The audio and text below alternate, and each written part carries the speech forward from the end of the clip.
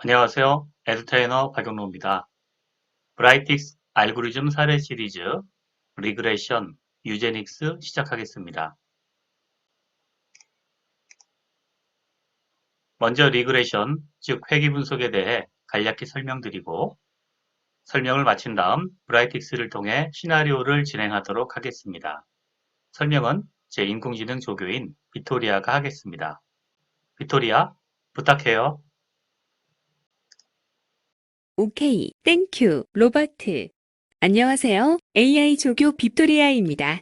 자, 이제 설명을 시작하겠습니다. 회귀 분석 개요입니다. 회귀 분석은 값을 예측하는 대표적인 모형입니다. 한 변수를 다른 변수의 함수 관계로 표현하는 것입니다.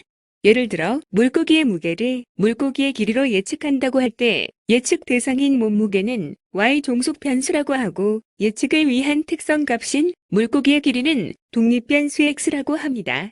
회귀 분석은 여기서 y는 f, x라고 하는 y와 x의 함수 관계를 찾아내는 것입니다. 회귀 분석에서 가장 간단하고 많이 사용되는 것은 단순성형 회귀 분석입니다.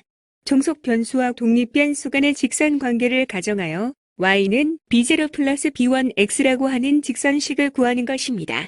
잘 아시겠지만 직선의 식은 y축과 만나는 y절편 그리고 기울기로 이루어집니다. 여기서 b0가 y절편, y인터셉트가 되고 b1은 슬로프, 즉 기울기가 됩니다. 다음은 선형회귀 분석의 이론에 대한 참고사항입니다.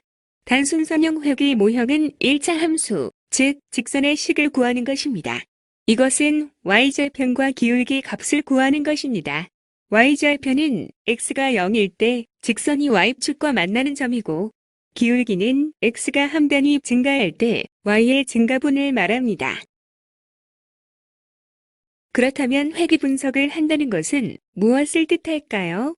그것은 직선의 식을 구한다는 것이고 이는 y절편과 기울기 값을 추정한다는 것이 됩니다. 이때 y절편과 기울기 값은 오른편에 보시는 바와 같은 수식으로 추정이 됩니다. 이때 사용되는 수학 기법은 리스트 스퀘어라고 하는 최소 제곱법입니다. 개념적으로 말한다면 왼편의 점들을 지나는 직선들 중에서 에러, 즉 오차의 제곱값의 합을 최소로 하는 직선을 구하는 것이 됩니다. 최소 제곱법을 통해서 기울기의 추정치인 b1 값과 y절편의 추정치인 b0 값을 구할 수 있습니다. 리스트 스퀘어 최소 제곱법은 회귀직선의 예측값과 실제 관측값 간의 오차 제곱합을 최소화하는 회귀직선의 개수를 미분하여 구하는 방법으로 매트릭스 노테이션으로 사용하여 표현할 수도 있습니다. 개수를 추정할 때 독립변수 x 열 벡터와 x 행 벡터를 곱한 행렬의 역행렬을 사용합니다. 관측값들이 회귀직선에 모여 있을 때 회귀직선의 설명력이 좋다고 표현하며 설명력이 높을수록 데이터가 직선에 모여 있고 이를 수치로 표현한 결정계수가 1에 가깝게 됩니다. 모든 관측값이 회귀직선상에 있으면 결정계수는 1이 됩니다. 데이터 값들만으로 분산을 구하면 이것이 총 변동 SST가 되며 이를 수리적으로 분해하면 회귀직선에 의한 변동 SSR과 옵차에 의한 변동 SSE로 나눌 수 있습니다. 만약 회귀 분석이 유용하여 설명력이 커지면 회귀직선에 의한 변동 SSR이 총 변동 SST의 대부분을 차지하게 되어 이 두 값의 비율로 정의된 R 스퀘어 값이 1에 가깝게 되는 것입니다. 회귀직선이 유용한지 아닌지는 회귀 모형의 유의성 검증을 통해 판단할 수 있습니다.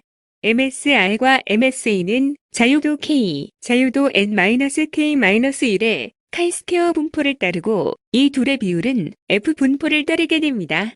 피셔의 F 분포를 사용하면 회귀 모형의 유의성을 검증할 수 있고 회귀계수의 유의성 검증은 T 분포를 사용하여 수행할 수 있습니다.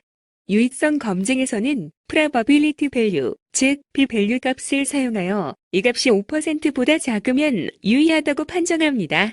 p-value는 귀무가설 H0를 서포트하는 확률로 이 값이 아주 작을 때 귀무가설을 기각하고 대립가설을 선택하는 것입니다. 이어서 롤러가 시나리오를 설명드리겠습니다. 안녕하세요. 에듀테이너 AI 롤로입니다. 유제닉스 시나리오 설명드리겠습니다. 시나리오의 주인공은 유제닉스, 즉 우생학을 창시한 프랜시스 골톤 경입니다. 종의 기원을 쓴 찰스 다윈의 사촌이기도 한 골톤 경은 5살 때 섹스피어를 읽을 정도로 뛰어난 사람이었다고 합니다. 골톤 경은 사람에 대한 연구를 많이 했습니다. 특히 부모로부터 상속되는 자식들의 특성에 대한 연구를 많이 했는데 이 중 영어로 하이트에 대한 연구도 했습니다. 그는 주장하길 부모가 크면 자식도 키가 크다는 것입니다. 이를 증명하기 위해 어거나믹스 데이터를 측정했습니다. 본 시나리오에서는 이 데이터를 사용합니다. 참고로 골턴경에 대한 소개입니다. 표준 편차와 상관계수, 그리고 회귀 분석의 개념도 만든 분입니다. 정말 대단한 분이라 생각됩니다. 하지만 사람은 실수를 한다고 하죠. AI는 실수를 하지 않지만 말이지요. 상세 사항은 위키피디아를 참조하세요. 분석 목표는 부모의 키와 자손의 키의 관계를 구하는 것입니다. 분석의 도구는 선형의 키 분석입니다. 회귀 분석을 통해 아버지 키와 아들 키의 관계식을 산출합니다. 부모의 평균 키와 자녀의 키에 대한 관계식을 산출하고 이 관계식이 통계적으로 유효한지 확인합니다. 목표가 정해졌으니 이제 데이터를 준비합니다. 골턴경의 데이터는 워낙 유명한 데이터라 구글이나 다른 포털을 통해 쉽게 검색할 수 있습니다. 데이터를 다운로드하고 텍스트 파일로 저장합니다.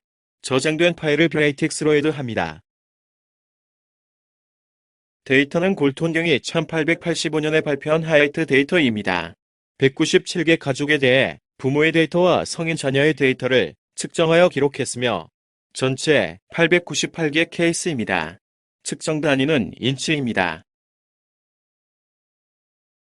데이터가 준비가 되었으니 이제 분석 작업에 들어갑니다. 브라이틱스를 사용하여 데이터 분석 및 모델링을 수행합니다. 그래프 분석을 위해 원 데이터로 스캐터 플롯 그래프를 그려봅니다. 상관관계를 파악하기 위해 코릴레이션 함수를 사용합니다. 그리고 리니어 리그레이션 트레인 함수를 사용하여 부모의 키와 자녀의 키에 대한 회귀 모형을 구합니다. p-value를 사용하여 회귀 모형의 유익성을 파악합니다.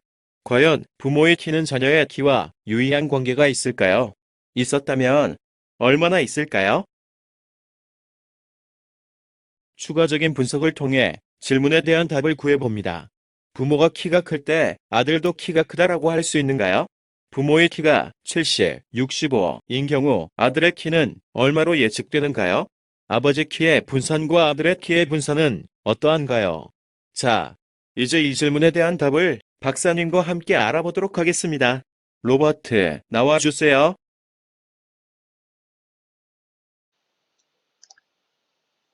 모델 한번 보도록 하겠습니다. 먼저 로드 함수에서 데이터를 불러옵니다. 골턴 데이터를 불러오면 되겠습니다. 데이터를 살펴보도록 하겠습니다. 패밀리, father, mother, gender, height, 키즈로 되어 있고요. 전체 898 케이스가 있습니다. 이렇게 되어 있죠. 패밀리는 이제 가족에 대한 얘기고요. 그 다음에 아빠 키는 father, 엄마 키는 mother, 그리고 자녀 성별은 젠더로 나와 있고요. 그리고 자녀의 키는 height로 되어 있습니다. 그리고 키즈는 자녀의 숫자가 되겠습니다. 그래프를 한번 그려보도록 하겠습니다. 듀플리케이트 하고요. 스캐터 플롯 그려보겠습니다. 자, 아빠와 엄마가 이렇게 되어 있네요. 자, 이것을 키로, 자녀의 키로 바꿔주겠습니다.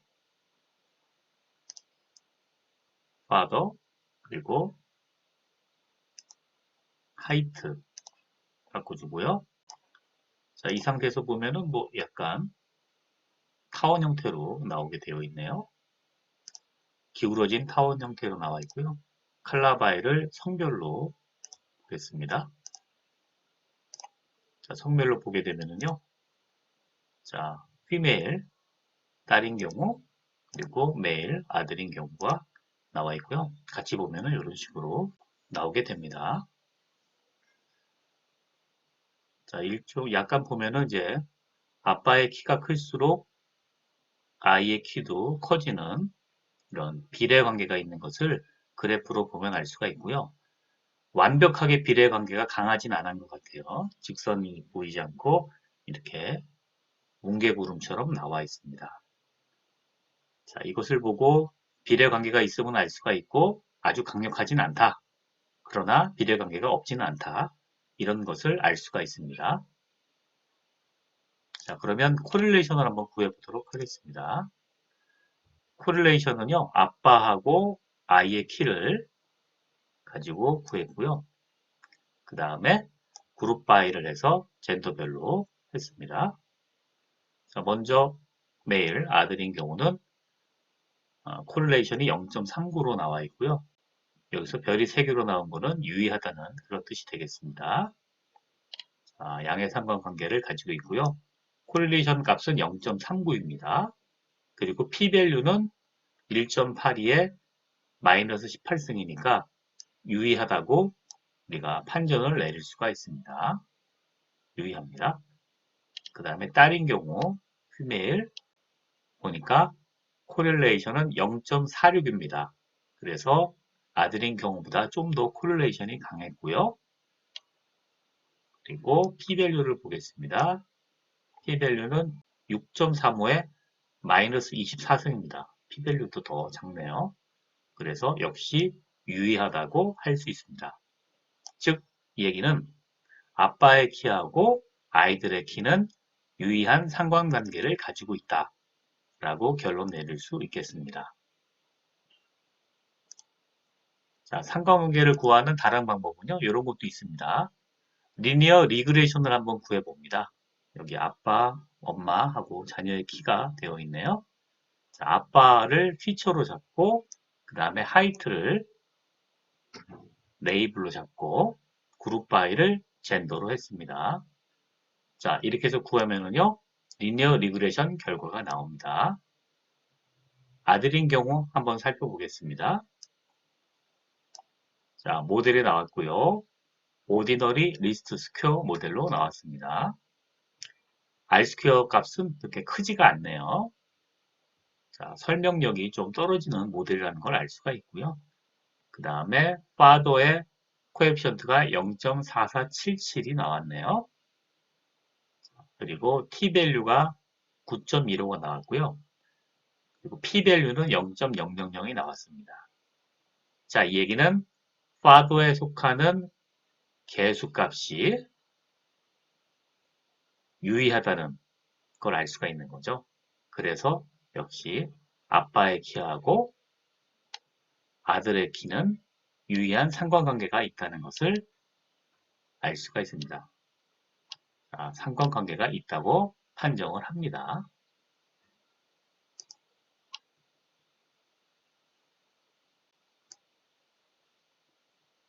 자, 다음 거 해보겠습니다. 차트 분석해봤고요.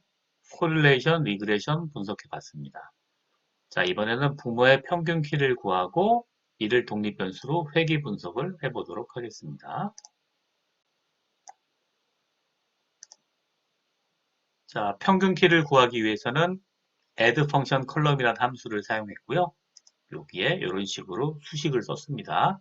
parents는 father 플러스 mother 나누기 2로 했습니다. 자, OK 클릭하고 런 버튼을 클릭하면은요. 이렇게 parents라고 하는 새로운 컬럼이 생겼고요. 값을 구했습니다. 자, 이번에는 parents를 이용해서 리니어 리그레션 트레인을 했습니다. 피처 컬럼이 parents고요. 레이블은 height가 됩니다. 그리고 밑에 그룹 바이에서 젠더를 선택해서 남녀를 따로 아들과 딸을 따로 모델로 구했습니다. 자, 아들의 경우를 한번 보도록 하겠습니다. 자, 리스트 스퀘어 모델로 했고요. 컨스탄트는 19.67, 페런트의 코에피션트는 0.7443으로 개수가 양의 상관관계를 확실히 가지는 것을 알 수가 있습니다. 자, 이렇게 해서 모델을 구했고요.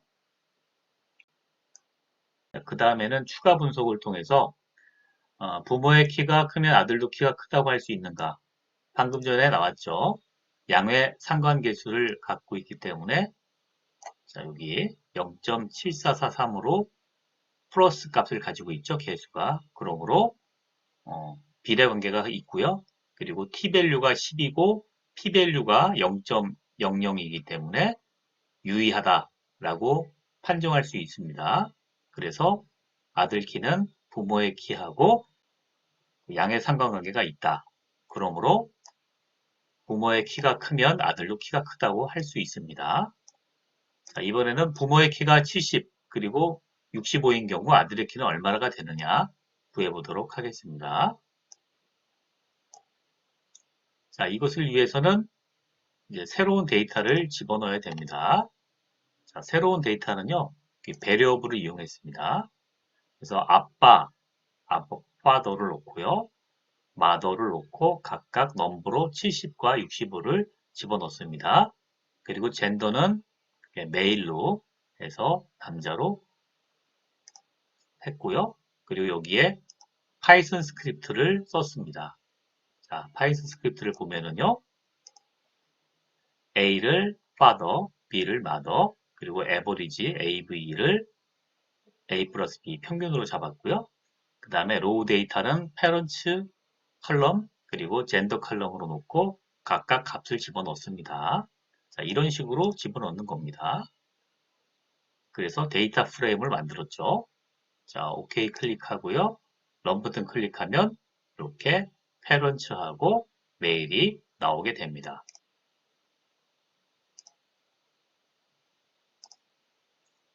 자, 이것을 이제 데이터로 놓고요. 그 다음에 리니어 리그레션 트레인을 모델로 놔서 이렇게 리니어 리그레션 프리딕션을 하면 되겠습니다. 프리딕션 돌리면은요, 예측값이 나오고요. 예측값은 69.908, 69.91이 나오게 되겠습니다.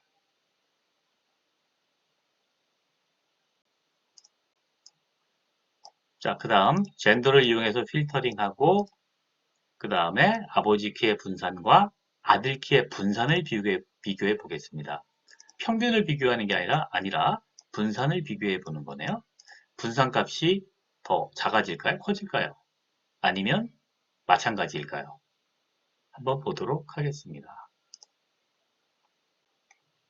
자, 먼저 필터링을 했습니다. 자, gender equal m, 그러니까 아들의 키를 필터한 거죠.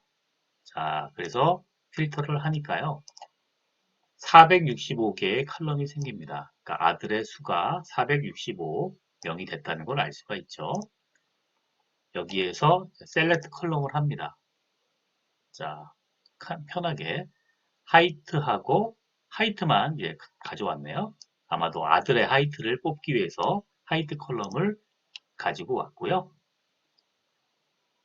자, 그 다음에 이제 아버지의 그 키 데이터를 구하기 위해서 디스팅크를 했습니다. 이 디스팅크이라는 명령을 쓰면은요, 동일한 데이터를 하나만 뽑아갖고 옵니다. 자, 그래서 패밀리로 잡아주면은 가족이잖아요. 가족 번호에 아버지가 하나니까 이렇게 해서 잡아주면 런을 하고요.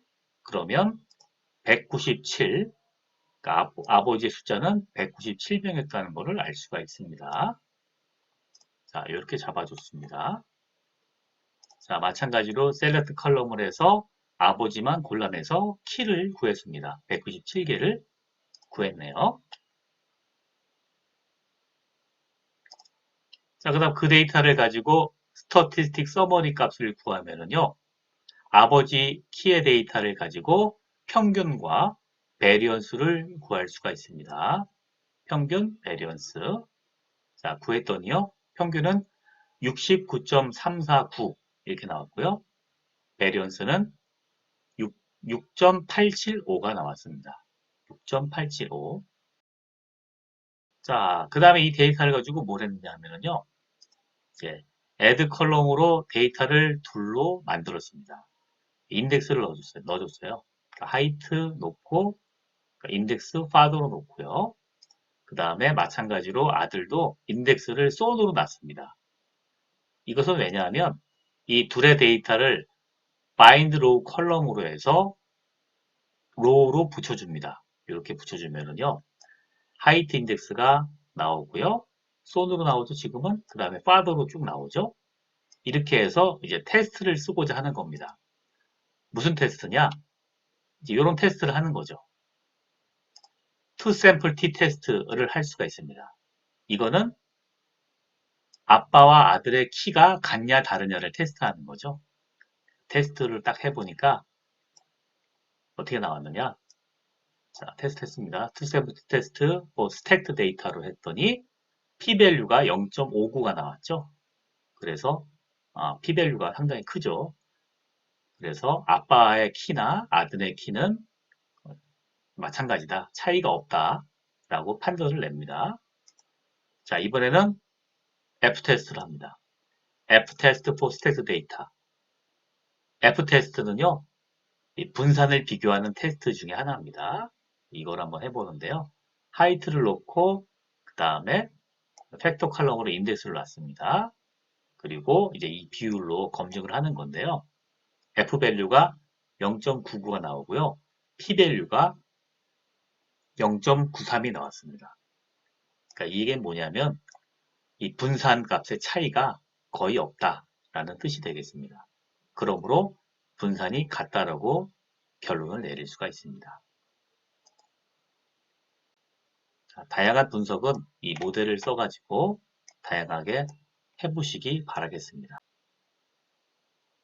자, 그래서 아버지의 키의 분산과 아들 키의 분산은 유사하다는 것으로 알 수가 있습니다.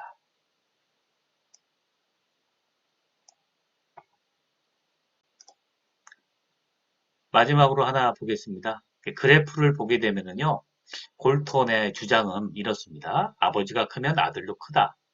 그런데 아버지만큼 크지는 않고 평균에 리그레스하는 경향이 있다라고 얘기를 했는데요. 그렇게 하면서 골턴은 유전자를 잘 지키기 위해서는 키 큰 사람들이 좀 더 많은 자손을 낳고 뭐 그러면 점점 키가 커진다. 뭐 이런 식으로 주장을 했던 것으로 기억을 합니다. 자, 그런데 재미난 걸 볼 수가 있어요. 이 그래프를 보면은요. 골턴 데이터 자체 그래프입니다. 자, 요 데이터를 보겠습니다. 아버지는 키가 크고요. 아들은 중간 정도밖에 안 되죠. 아버지는 키가 크고 아들의 키는 중간 정도입니다. 근데 아들 세대에서 보면은 이쪽 사람들이 키가 상당히 크죠. 78, 뭐 75 이상이잖아요. 이쪽에.